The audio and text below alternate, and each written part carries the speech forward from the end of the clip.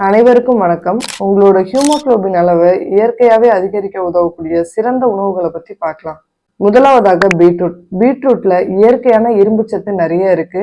அது மட்டும் இல்லாம மெக்னீசியம், காப்பர், பாஸ்பரஸ் மற்றும் வைட்டமின்களை பொறுத்த வரைக்கும் B1, B2, B6 மற்றும் B12 வந்து அதிகமா இருக்கு. வைட்டமின் சியும் இதுல நிறைய இருக்கு. இந்த ஒரு காயில மட்டுமே எண்ணற்ற ஊட்டச்சத்துக்கள் அதிகமா இருக்கு. இது இரத்தத்துல உள்ள ஹீமோகுளோபின் அளவை அதிகரிக்க உதவுவதோடு இரத்த சிவப்பணுக்களை மீண்டும் உருவாக்க உதவுகிறது. பீட்ரூட்டை நீங்கள் பச்சையாக சாலட் செய்து அல்லது சமைத்தும் சாப்பிடலாம். மற்றொரு விதமாக பீட்ரூட்டை நன்கு அரைத்து ஜூஸ் போட்டு குடிக்கலாம். இரண்டாவதாக முருங்கைக்கீரை. முருங்கைக்கீரையில் ஜிங்க், இரும்புச்சத்து, காப்பர், மெக்னீசியம், வைட்டமின்களை பொறுத்த வரைக்கும் vitamin A, vitamin B, vitamin C வந்து நிறைய இருக்கு. நன்கு பொடியாக நறுக்கப்பட்ட முருங்கைக்கீரையை எடுத்து பேஸ்ட் போல அரைத்து கொள்ளவும். அதோடு ஒரு தேக்கரண்டி வெள்ள பொடியை சேர்த்து நன்கு அரைக்கவும். இந்த சூரணத்தை உங்கள் காலை உணவுடன் தினமும் சேர்த்து கொண்டு வந்தால் உங்கள் ஹீமோகுளோபின் அளவு மற்றும் இரத்த சிவப்பணுக்களின் எண்ணிக்கை கணிசமாக அதிகரிக்கும். மூன்றாவதாக பச்சை இலை காய்கறிகள்.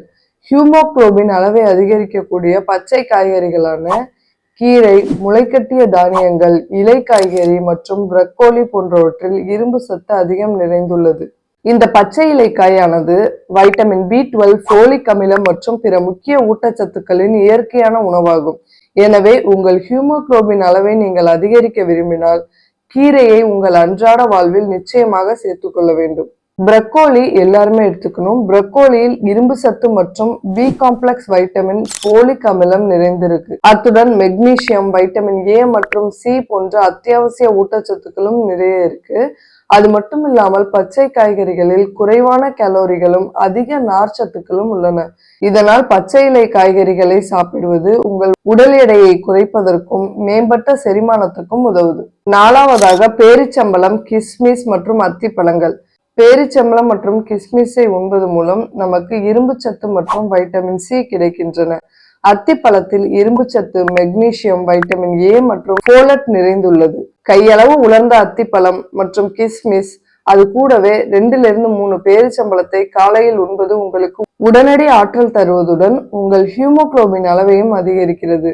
மேலும் அத்திப்பழப்பால் வாரத்துக்கு 2 முறை படுக்கும் முன் குடிக்கும் போது ஹீமோகுளோபின் அளவை அதிகரிக்கும். நீரிழிவு நோயாளிகள் இத்தகைய உலர் பழங்களை ஓரளவு மட்டுமே சாப்பிட வேண்டும். ஐந்தாவதாக எள். கருப்பு எள்ளில் இரும்பு சத்து, calcium, magnesium, copper, zinc, selenium மற்றும் வைட்டமின்களை பொறுத்த வரைக்கும் vitamin B6, vitamin E, folate நிறைந்துள்ளதால் உங்கள் இரும்பு சத்தை அதிகரிக்க கருப்பு எள்ளை உண்பது ஒரு சிறந்த வழியாகும். ஒரு மேஜை கரண்டி உலர்ந்த வறுத்த கருப்பு எள்ளை ஒரு தேக்கரண்டி தேனுடன் சேர்த்து சாப்பிடும்போது அல்லது கலந்து உருண்டையாக பிடித்து சாப்பிடலாம். இது உங்கள் இரும்பு சத்து அளவை அதிகரிக்க ஊட்டச்சத்து மிக்க லட்டுக்களை தொடர்ச்சியாக சாப்பிடலாம். கருப்பு எள்ளை நீங்கள் உண்ணும் போது தானிய உணவு அல்லது ஓட்மீல் அல்லது தயிர் மற்றும் பல சாலடுகளுடன் மிக தாராளமாக தூவி சாப்பிடலாம். பழங்களை அதிகமாக சாப்பிடலாம். ஆப்ரிகாட் பழங்கள், ஆப்பிள்கள், திராட்சைகள், வாழைப்பழங்கள், மாதுளைகள் மற்றும் தர்பூசணிகள் ஹீமோகுளோபின் அளவை அதிகரிப்பதில் முக்கிய பங்கு வகிக்கின்றன.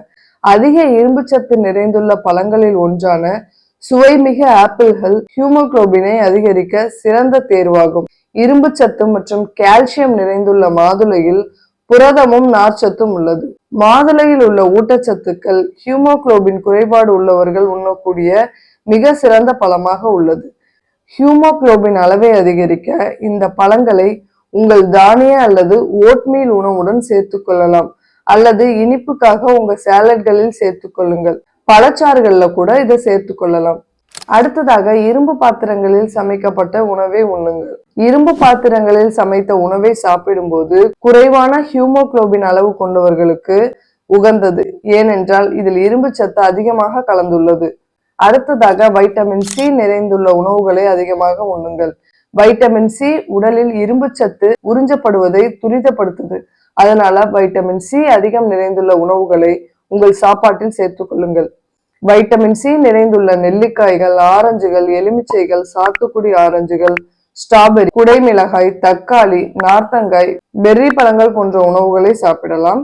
இயற்கையாகவே வைட்டமின் சி நிறைந்துள்ள இந்த உணவுகளை வழக்கமாக எடுத்துக்கொள்ளுங்கள். அசைவ உணவுகளை பொறுத்த வரைக்கும் எந்தெந்த உணவுகளை எடுத்துக்கிட்டா ஹியூமோகுளோபின் அளவு அதிகரிக்கும்னு பார்க்கலாம். ஆட்டு ஈரல், சிவப்பு இறைச்சின்னு சொல்லப்படக்கூடிய ரெட் மீட் மற்றும் முட்டையின் மஞ்சள் கருவில் ஹியூமோகுளோபின் அளவை அதிகரிக்கும் தேவையான இரும்புச்சத்து உள்ளது. அடுத்ததாக பருப்பு மற்றும் தானியங்கள்.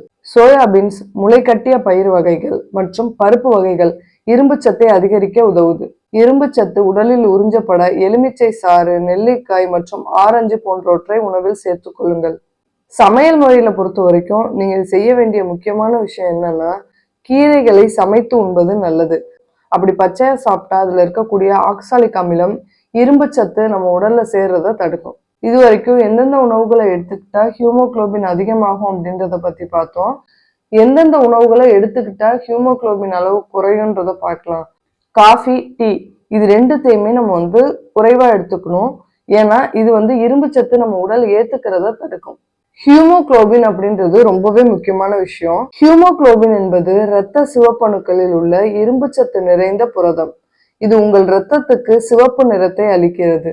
ஹியூமோகுளோபின் தான் நம்ம உடல்ல எல்லா பாகங்களுக்கும் ஆக்சிஜனை சென்று சேர்க்கிறது. சுருக்கமா சொல்லணும்னா ஹியூமோகுளோபின் என்பது ஆரோக்கியமான வாழ்க்கை வாழ்வதற்கு மிகவும் தேவையான முக்கியமான புரதமாகும். ஒருவேளை இந்த ஹியூமோகுளோபினோட அளவு குறைஞ்சாதான் என்ன ஆகும் அப்படின்றத பார்க்கலாம்.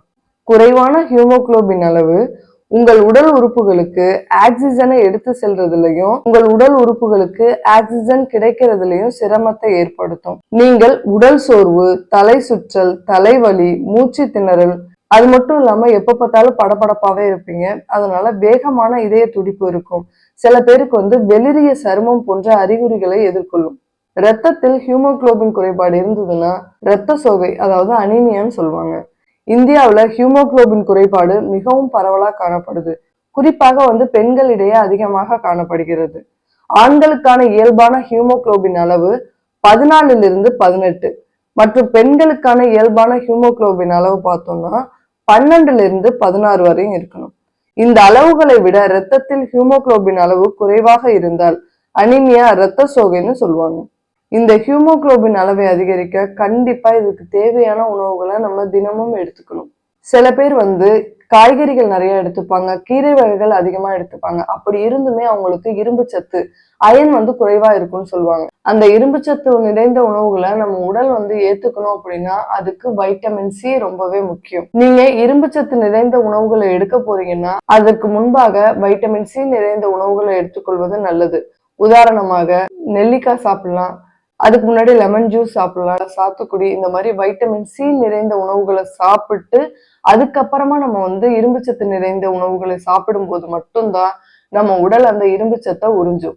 மிதமானது முதல் அதிக உடல் உழைப்புள்ள உடற்பயிற்சிகள்ல ஈடுபடுங்கள். நீங்கள் உடற்பயிற்சி செய்யும் போது அதிகரிக்கும் ஆக்சிஜன் தேவையை பூர்த்தி செய்வதற்காக உங்கள் உடல் அதிக ஹியூமோகுளோபினை உற்பத்தி செய்கிறது.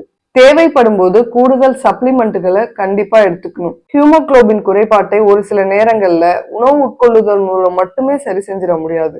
அத்தகைய நேரங்களில் நீங்கள் இரும்புச்சத்து சப்ளிமெண்ட் மாத்திரைகளை அல்லது கூடுதல் சிகிச்சைகளை கண்டிப்பாக எடுத்துக்கொள்ள வேண்டும். நீங்கள் இரும்புச்சத்து சப்ளிமெண்ட் எடுத்துக்கொள்வதற்கு முன் மருத்துவருடன் கலந்தாலோசிப்பது மிகவும் நல்லது. சீரான இடைவெளிகளில் எப்போதும் ஹியூமோகுளோபின் அளவை பரிசோதிப்பது நல்லது. இது உங்களுக்கு ஏற்பட்டுள்ள ஹியூமோகுளோபின் குறைபாட்டை முன்கூட்டியே கண்டறிந்து தேவையான நடவடிக்கைகளை எடுக்க உதவும். இந்த வீடியோ உங்களுக்கு பிடிச்சிருந்தது அப்படின்னா உங்க ஃப்ரெண்ட்ஸ் அண்ட் ஃபேமிலி கூட ஷேர் பண்ணுங்க. டிப்ஸ் ஃபார் ஹெல்த் அப்படின்ற இந்த சேனலை சப்ஸ்கிரைப் பண்ணுங்க. தேங்க்யூ. Stay tuned.